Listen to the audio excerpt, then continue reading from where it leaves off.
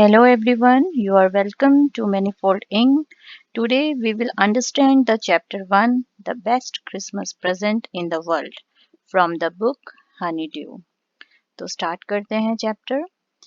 अब before you read को पहले समझेंगे। यहाँ पर हमने कहा है कि ऐसे हिस्ट्री में बहुत सारी डेट्स और पीरियड्स होते हैं जो बहुत ही ज़्यादा सिग्निफिकेंट होते हैं हमारे लिए, मतलब इम्पोर्टेंट होते हैं, उनका अपना ही महत्व होता है, जिससे कि क्या हो कि हर कोई उन्हें याद करता है और उनके बारे में जानता है। अब जो स्टोरी हम पढ़ने जा रहे हैं उसमें भी एक ऐसी ही डेट और इवेंट के बारे में आपको बताया जा रहा है। वो कब की है? जब जर्मन और ब्रिटिश के बीच में वॉर हुआ था, युद्ध हुआ था। कब? इन 1914। तो चलो स्टार्ट करते हैं स्टोरी। और स्टोरी के जो राइटर हैं उनका नाम है माइकल मोर पुर्गो। अब राइटर यहाँ पर बता रहे हैं कि मैंने इसे एक जंक शॉप में देखा। किसे देखा? एक रोल टॉप डेस्क को, एक ऐसी टेबल को जो खिसक जाती थी, ऊपरी हिस्सा जो था जिसका खिसक जाता था। उन्होंने एक जंक शॉप में देखा। जंक शॉप मतलब कबाड़ी की दुकान में देखा। और ये जो टेबल थी वो 19th सेंचुरी में बनी हुई थी और ओक लकड़ी की बनी हुई थी। ओक एक तरीके का पेड़ होता है जिसकी लकड़ी फर्नीचर बनाने के लिए यूज की जाती है, उसी लकड़ी की वो बनी हुई थी। और राइटर कहता है कि मुझे ऐसी ही एक टेबल चाहिए थी जिससे कि मैं अपनी राइटिंग का काम कर सकूं, लेकिन वो जो थी वो बहुत एक्सपेंसिव थी, तो वो उनको अफोर्ड नहीं कर पा रहा था। इसीलिए उसने सोचा कि ये वाली जो टेबल है इसकी हालत तो बहुत बुरी है।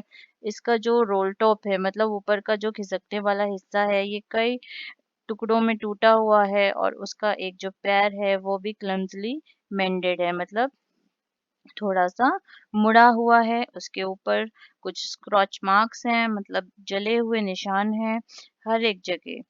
और क्योंकि मैंने इसे खरीदना चाहा, किस इसलिए कि ये जो है मुझे बहुत ही सस्ते दामों में मिल रही थी और महँगी टेबल वो अफ़ोर्ड नहीं कर पा रहा था। तो उसने सोचा कि शायद मैं इसको खरीद लूँ और मैं इसको रिपेयर करके अपने लिए यूज़ेबल बना सकता हूँ।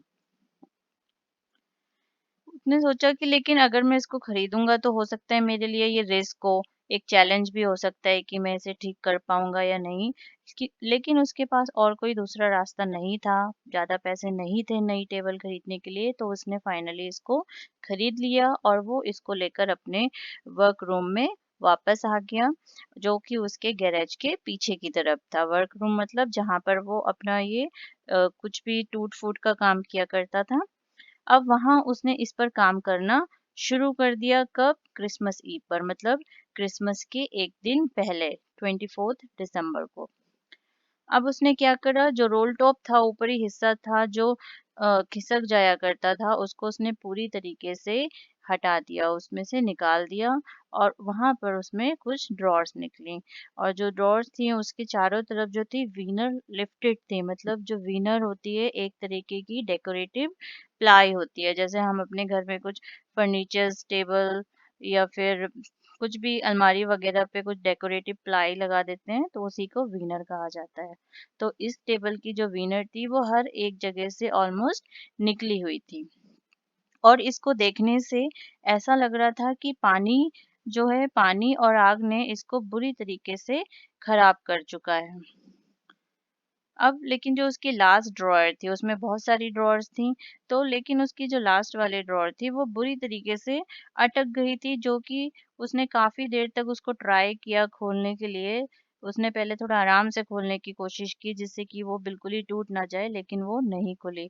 फिर एट द एंड, आखिर में उसने अपना पूरा फोर्स लगाकर उसको खोल दिया। अब वो कहता है कि जैसे ही ड्रॉअर खुली तो मैंने देखा उसके अंदर एक छोटा-सा, उस ड्रॉअर के नीचे स्पेस है जिसको हम सीक्रेट ड्रॉअर भी कह सकते हैं। और उसको वहाँ पर कुछ दिखा।